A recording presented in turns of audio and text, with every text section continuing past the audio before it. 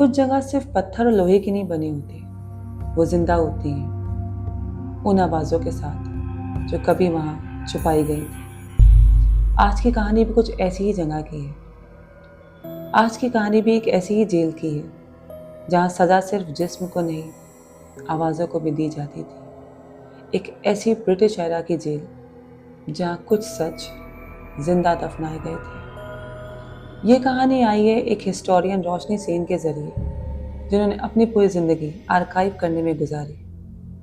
लेकिन एक सेल के अंदर उनका सामना एक ऐसे राज से हुआ जो किसी भी रिकॉर्ड बुक में नहीं था, सिर्फ दीवार के अंदर से सुनाई देता था। हाय, मेरा नाम रोशनी सेन है। मैंने इंडिया की बहुत सारी पुरानी बिल्डिंग्स को रिसर्च किया है, पर जो मैंने बंगाल के एक पुराने डिस्ट्रिक्ट के एक छोटे से जेल में देखा वो बहुत अननेचुरल था। उसने मेरी पूरी ज़िंदगी बदल दी। उस जेल का नाम था फोर्ट हैमिल्टन जेल, जो अंग्रेज़ों के ज़माने की बनी हुई थी।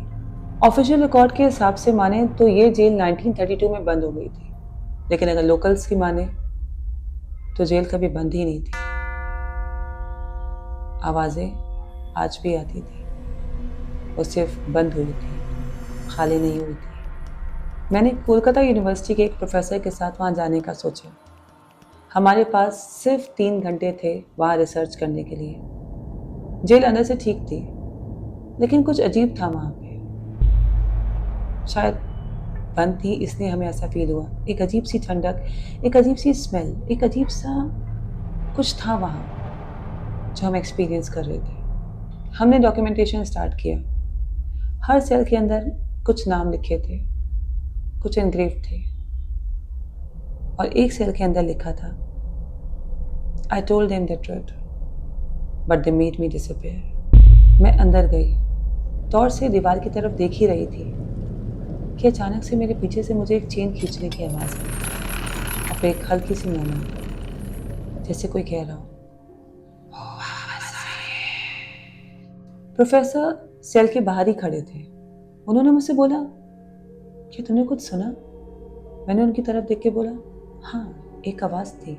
उसी वक्त लाइट ब्लिंक हुई और हम दोनों ने देखा कि सेल से थोड़े से दूर एक वाइट कॉलोनियल ड्रेस में एक ब्रिटिश ऑफिसर सामने से आ रहा था। उसकी आंखों में बहुत नफरत थी। वो बार बार एक ही लाइन दोहरा रहा था, टेल मी द ट्रुथ और बी फॉरगॉटन फॉरएवर। हमने भाग कर गेट का लॉक खोलने की कोशिश की, लेकिन वो लॉक अपने आप ही खुल गया और सेल नंबर 6 से एक आवाज़ आई, मैं यहाँ तेरा 90 साल। प्रोफेसर सर वहीं पे बेहोश हो गए। मैं उनको किसी तरीके से खींचकर बाहर लाई।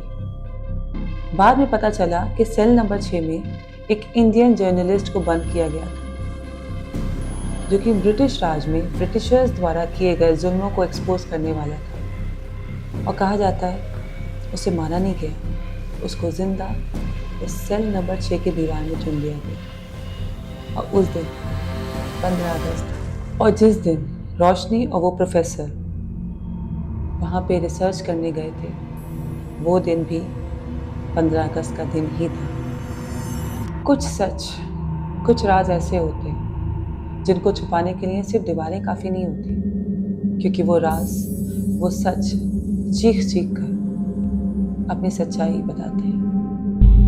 अगर आपके पास भी कोई ऐसी ही कहानी है जो आप पूरी दुनिया को हमारे द्वारा सुनाना चाहते हैं, तो अपनी स्टोरी हमें भेजिए। हमारी ईमेल आईडी डिस्क्रिप्शन बॉक्स में दी हुई है, और अपनी स्टोरी को हमारे साथ और पूरे व्यूअर्स के साथ शेयर कीजिए।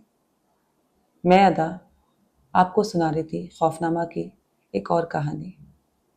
तो मिलते हैं नेक्स्ट एपिसोड में एक और कहानी के साथ।